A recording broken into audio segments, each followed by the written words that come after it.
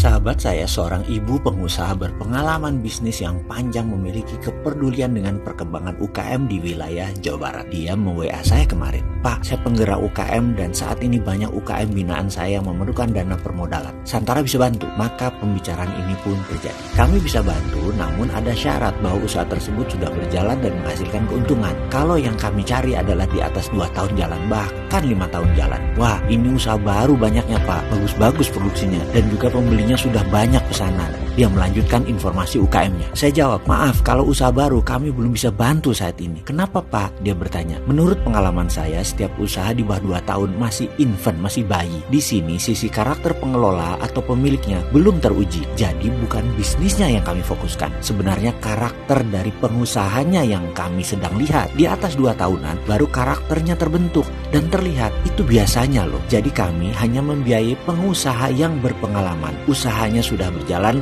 lebih dari 2 tahun misalnya. Ini menjadi ukuran bahwa dia pengusaha yang sudah melewati banyak masalah bisnis. Karakternya sudah teruji. Kalau masih usaha pertama, belum punya usaha yang jalan sebelumnya, kami dengan syarat seperti itu belum bisa bantu. Santara beresiko, investor Santara beresiko karena berdasarkan pengalaman umum, pengusaha baru dan pengusaha pertama karakternya belum teruji. Kuat nggak dia di bawah tekanan? Karena itu untuk membangun kepercayaan investor di Santara, kami fokus di scale up dan branch out, pengembangan cabang atau membangun usahanya menjadi besar. Saya melanjutkan.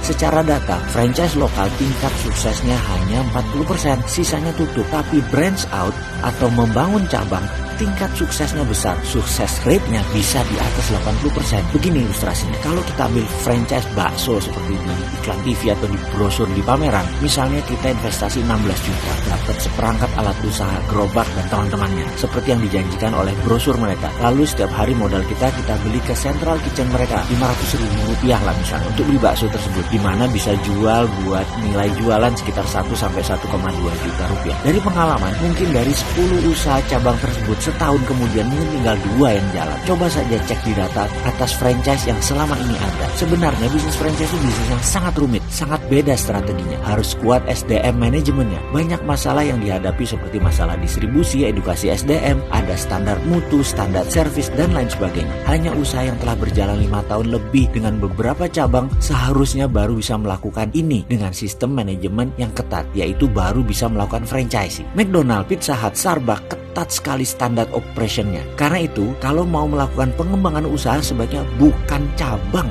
yang menanggung biaya investasi, tetapi seluruh bisnis yang menanggungnya, sentralnya, sehingga cabang tutup, pindah, ditanggung bersama. Juga ketika untung di salah satunya, yang mendapat manfaatnya, ya semuanya. Ini adalah konsep bisnis Santara. Misalnya, pengusaha ayam geprek di Semarang punya 15 cabang, mau ekspansi atau branch out. Pertama yang kita lihat adalah central kitchen-nya, berapa kemampuan maksimum kapasitasnya. Kalau ditambah 5 cabang lagi, tidak perlu tambah orang atau SDM, tidak perlu tambahan transportasi distribusi, hanya menambah biaya belanja harian atau operational expenditure.